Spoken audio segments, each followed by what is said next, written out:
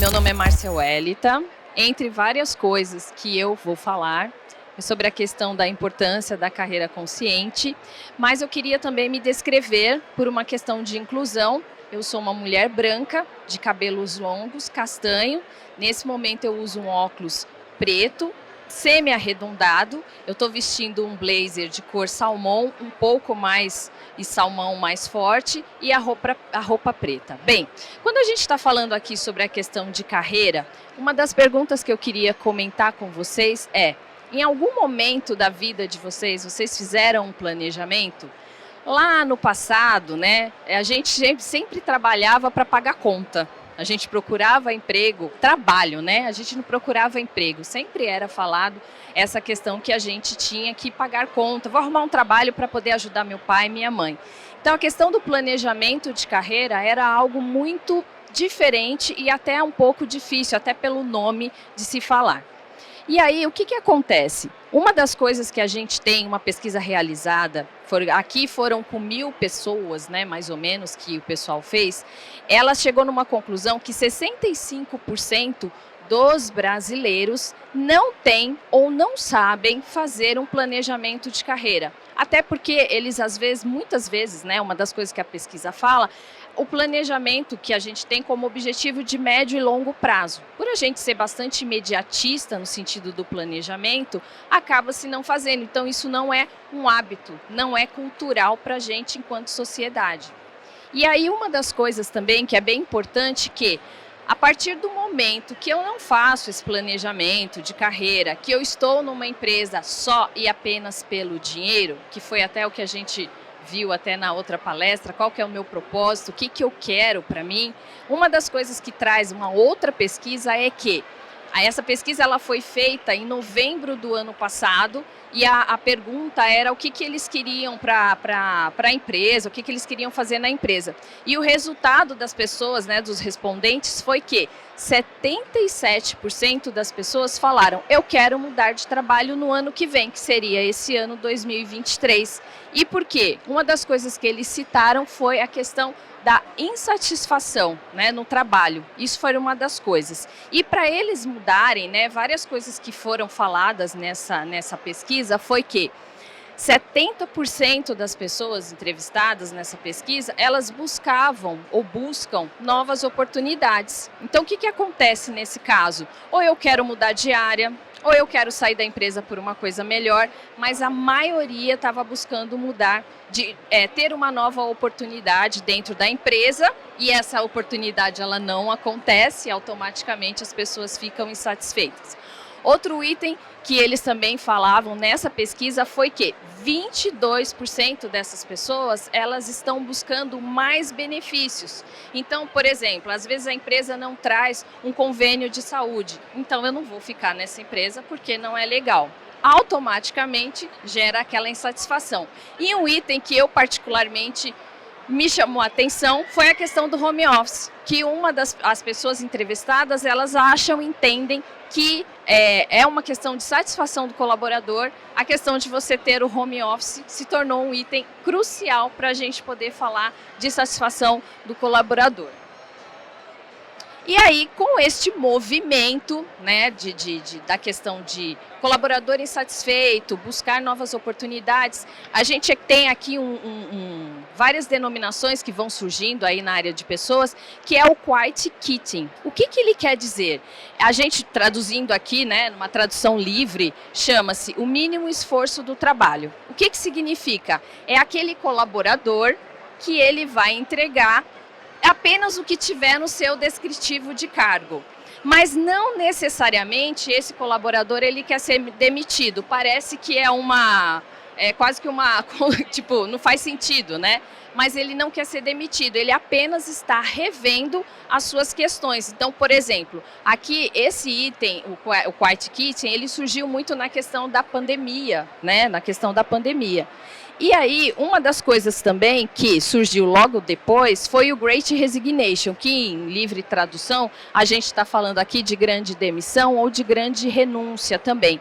O que quer dizer? Muitos colaboradores, esse movimento ele está acontecendo bastante nos Estados Unidos e tem uma leva agora também que está vindo para o Brasil. Então é uma denominação nova que está vindo, mas é um movimento que até eu estava vendo que teve por causa da pandemia, tudo isso daqui aconteceu por causa da pandemia. Uma das coisas foi que houve uma leva muito grande de demissão, seja por as empresas demitirem, ou por o funcionário não querer estar mais na empresa. Isso sempre está ligado à questão da insatisfação. Então, eu tenho o quiet quitting, que eu vou entregar o meu mínimo, mas não necessariamente isso eu naturalmente não vou engajar, às vezes eu não vou entregar, mas o mais interessante desses dois é que o quiet quitting, o colaborador ele não quer ser demitido, porque ele, na realidade ele está buscando o seu propósito de vida dentro da empresa. Só que muitas vezes a empresa não vai trabalhar essa questão. E aí, naturalmente, ele vai ficar insatisfeito e aí vai pedir demissão ou automaticamente a empresa vai demitir. Então, tem esses dois movimentos que eu achei super interessante trazer quando a gente fala da questão de uma carreira consciente. E aí é por isso que eu trago a carreira consciente para compartilhar com vocês itens que eu acho que dentro do que a gente tem, até pegando um pouquinho da palestra do Rica, do que a gente trouxe aí, do que ele falou, do que realmente é importante. Então, o que é realmente uma carreira consciente? Aqui eu estou trazendo 3 itens, 3 pilares, enfim, 3 coisas que entendemos, né, no sentido de você estruturar uma carreira, que são importantes, que é a questão do autoconhecimento, a questão financeira e aí sim você poder pensar na sua carreira. Por quê? Antes de você pedir as contas, ficar com raiva do chefe, sair correndo, né, e brigar com todo mundo, você tem que ter consciência de onde realmente está a sua carreira. Então, quando a gente aqui está falando de autoconhecimento, é você buscar realmente o que você quer para a sua carreira, trabalhar as suas emoções, verificar quais são os gatilhos que você tem em relação a si mesmo. Muitas vezes as pessoas, quando estão num processo de transição ou que querem mudar, elas estão doentes. Então, por que não também, às vezes, procurar uma ajuda médica, psicológica, se for o caso? Então, e até aqui uma das coisas que também fala a questão do autoconhecimento na carreira, até buscar uma espiritualidade, se fizer sentido para cada um, obviamente, porque cada um tem a sua forma de ver. Então, a questão de autoconhecimento é uma coisa que é extremamente importante quando a gente está falando de carreira consciente. Outro item, capacitação. Gente, conhecimento é poder. Então, assim, não precisa, às vezes a pessoa fala que, também tem uma coisa, né, quando eu falo carreira consciente, aí vem lá o emblema, mas eu não tenho dinheiro, eu não sou nenhum diretor. Você ter uma carreira consciente independe se você está no nível de gestão, de direção, é para qualquer nível. Os passos que eu estou falando aqui é para qualquer nível, que isso é muito importante, né? Hoje, graças a Deus, a gente tem várias informações, tem YouTube, tem várias coisas que a gente pode, de alguma forma, ir lá e se especializar e buscar. Então, se capacitar, buscar, poxa, quero fazer uma transição, como que o mercado de trabalho está para aquela informação, para aquela área que eu vou atuar? O mercado paga bem ou não paga bem? Eu vou ter que reestruturar minha vida? Outra coisa também que é importante também, será que o curso que eu vou fazer precisa ser uma faculdade ou precisa ser um curso profissionalizante? Hoje está em bastante essa questão de curso profissionalizante que está trazendo para as áreas de recursos humanos. Eu acho que é até interessante para quem realmente está buscando uma coisa mais rápida. Mas você se capacitar de uma forma que o mercado de trabalho te absorva e aí automaticamente você vai ter mais segurança até para você poder fazer essa transição, essa mudança na sua carreira. Outro ponto importante é que a inteligência emocional, né, gente? Lembra que eu falei da questão do autoconhecimento? quando a gente está trabalhando a questão do nosso autoconhecimento, não só são coisas técnicas, né? Verificar as nossas emoções. Na psicologia positiva, uma das coisas que a gente fala, que a gente tem quando a gente está falando dos talentos, né? Que a gente fala das forças e virtudes, que são os pontos a desenvolver. A gente não chama pontos fracos, porque na realidade as pessoas muitas vezes, não é que ela é fraca ou ela não sabe fazer alguma coisa, é que de alguma forma ela tem, naquele momento ela não usou. Então, uma das coisas é verificar suas emoções, verificar quais são os gatilhos que te levam. E uma coisa também que é importante, tentar criar um ambiente, eu falo tentar porque a gente convive com pessoas, mas um ambiente de confiança, né, é muito importante para a gente ter uma inteligência emocional quando a gente está falando aqui da parte na sua carreira, né? Agora eu vou chegar no item que dói no bolso de todo mundo. Que é o dinheiro, né? Dinheiro dói, né, gente? Então, às vezes a gente tem raiva do chefe, quer mandar ele para Deus, né? Para não falar outra coisa. Quer, de alguma forma, você não está feliz, você quer fazer uma transição, ou quer até mesmo pedir as contas. E aí? Será que você está olhando para o seu financeiro? Né? Eu tenho um case de um mentorado que ele queria pedir demissão e quando a gente foi fazer a gestão financeira dele, meu Deus, eu falei, não, daqui a pouco você está morando debaixo do viaduto, porque ele estava com apartamento, aí depois ele descobriu que a esposa estava grávida, não era o momento dele fazer a transição. Então, o financeiro é algo que é importante quando a gente está falando de carreira. Então, alguns itens, rever o orçamento, o que realmente é importante para a nossa vida quando a gente está pensando nessa estrutura. E aí tirar o supérfluo, né? Que às vezes dói um pouquinho, né? No dia a dia, comer fora, às vezes ir para um cinema ou fazer viajar. Viajar é bom, né? Mas às vezes é caro, então tem que rever. Outra coisa, manter só o essencial, né?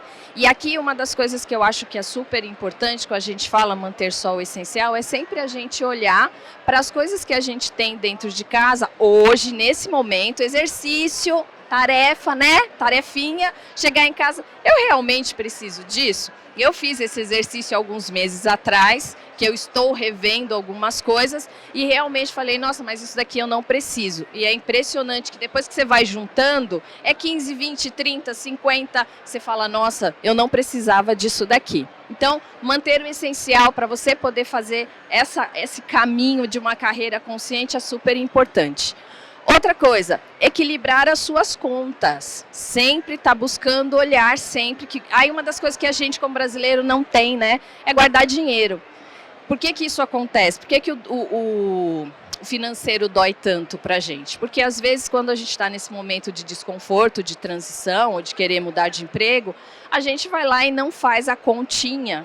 Né? De alguma forma a gente não faz a continha. Então, eu vou viver de rescisão? Quantos meses eu consigo viver de rescisão? Então, isso é uma das coisas que é importante quando a gente vai falar de dinheiro, né? E aí sim, a gente começa a pensar em tomar decisão. E uma das coisas que é importante aqui, gente, que eu queria trazer, que quando você toma uma decisão, quando a gente está levando em consideração as questões financeiras, é que você vai ter uma liberdade financeira.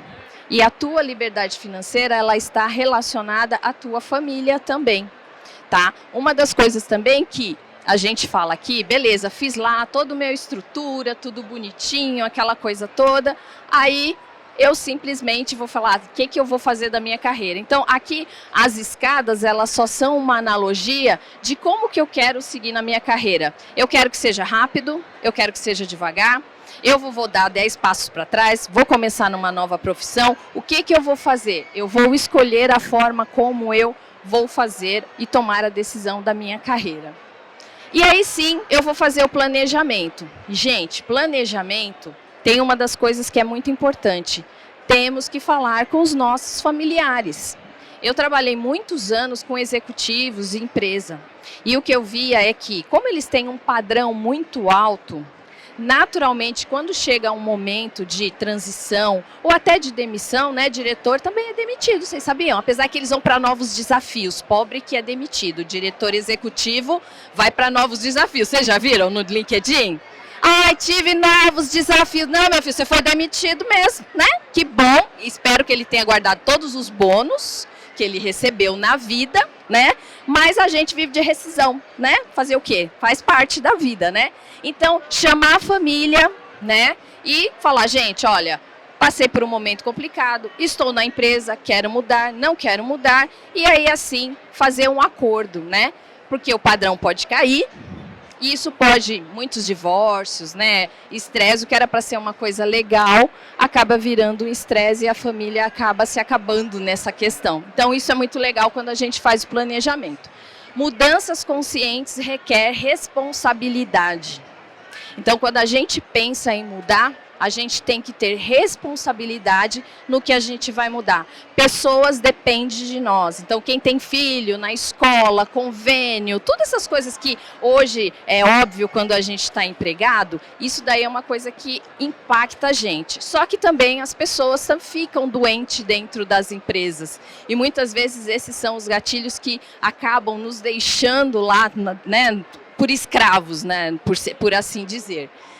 E aí, por que esse caminho da gente olhar a questão do autoconhecimento, de finanças e olhar a nossa carreira de uma forma consciente? Por quê? Para a gente poder evitar doenças no trabalho. Hoje existe um grande índice aí de pessoas com doenças mentais, emocionais dentro das empresas. Eu trouxe alguns números aqui para a gente falar a respeito, mas quando a gente começa a pensar na carreira consciente, é exatamente esse caminho que a gente está falando. Vamos tentar evitar ficar doente, mas se isso acontecer, buscar os gatilhos que a gente pode melhorar a nossa vida. E aí eu trouxe aqui mais um número de uma pesquisa que fala o seguinte, que 60% dos colaboradores indicam que quando eles estão trabalhando e eles não estão satisfeitos, eles têm vários sentimentos negativos. Então, a gente está falando aqui de nervosismo, irritação, cansaço, perda de energia. O que isso quer dizer, gente? Aumento de cortisol no sangue. Isso quer dizer que o cortisol é um carinha chamada estresse. E isso daqui vai gerar várias doenças psicossomáticas, várias doenças emocionais. Então, a gente tem aí o burnout, que virou uma coisa louca, né? Praticamente uma febre no mundo corporativo. E isso daqui é uma coisa que a gente, às vezes, tá ali e a gente nem percebe que tem, né? Porque fica na correria, entrega, meta e vamos entregar, e acaba nem se atentando a isso. Aqui é um número que eu trouxe para vocês. Então, a gente tem aí, enquanto Brasil, terceira causa de afastamento, né? As doenças de transtornos mentais e emocionais é a terceira causa, antes de LER, que são doenças de movimentos repetitivos, como tendinite, né? Que são as doenças que a gente tem. Depois vem, em segundo lugar, problemas de coluna. E aí, em terceiro lugar, a gente está com a questão de transtornos mentais e emocionais. É muito grande, né, gente? Quando a gente olha para o nosso Brasil, pessoas registradas no nível CLT, sem contar os empreendedores, profissionais liberais. Aqui esse número é só de pessoas CLT que estão no Brasil, tá? Outra coisa o que acontece? Essas pessoas doentes, e aí a gente tem que olhar também como um empregador, né? Tem uma questão que essas pessoas ficam afastadas pelo menos até 100 dias longe das suas funções. Então, vocês imaginem como que seria, né, qual que é o custo que uma empresa tem em relação de um colaborador que ele vai estar doente, vai estar de licença, né? Então, aqui é mais ou menos uma média do Ministério da Previdência Social, esse número, né? Então, eu achei que é muito tempo, considerando que temos 365 dias no ano, né? E aí, próximo... Põe o próximo, aqui. Aqui. Esse daqui, deixa eu só ver se não foi nenhum. Peraí, não.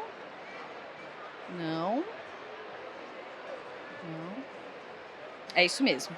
Então, aqui, considerando essa questão, nos últimos 10 anos, aumentou, a gente teve aí um aumento de doenças de acidentes, né, devidos que são computados, né, a gente teve a revisão agora das doenças, né, e várias doenças mentais e emocionais foram incluídas, inclusive o burnout, né, foi agora no DMS-11, se eu não estiver enganada. Então, aumentou em quase 20 vezes quando a gente fala de a questão de concessão de auxílio-doença nos últimos 10 anos. Então, foi uma progressão. A pandemia veio e aumentou isso de uma forma considerável, então a gente tem aí pelo menos quase 20 vezes nos últimos 10 anos esse aumento. E aí, gente, qual que é o impacto, tá? Aqui a gente está falando de uma questão mundial, tá? Quando a gente olha para o mundo, muitas pessoas estão doentes, então os gastos relacionados a doenças de transtornos emocionais e psicológicos podem chegar até 6 trilhões de dólares até 2030. Então é muita grana que a gente que a gente pensa quando a gente está falando de gente. Se hoje é 100 dias de afastamento, imagina se esse número começa a aumentar e se as pessoas começam a ficar doentes dentro das organizações.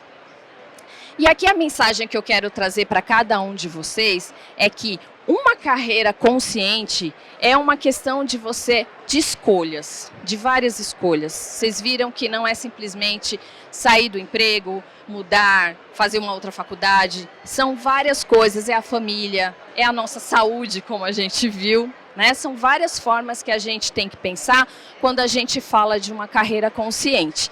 E a minha mensagem principal é: seja consciente com você, né? A gente teve o Rica aqui falando que estava lá na academia fazendo crossfit e quase foi encontrar o Papai do Céu. Imagina, né? A gente tem que pensar também que a nossa carreira, de uma forma ou de outra, também é a nossa vida, né? E ela tem que ser boa no nosso dia a dia, tá? Gente, eu queria agradecer. Aqui está o meu Instagram, tem meu YouTube também, está tudo como Márcia Wellita. Espero que vocês tenham gostado, que tenham ficado uma mensagem e até a próxima. Muito obrigada.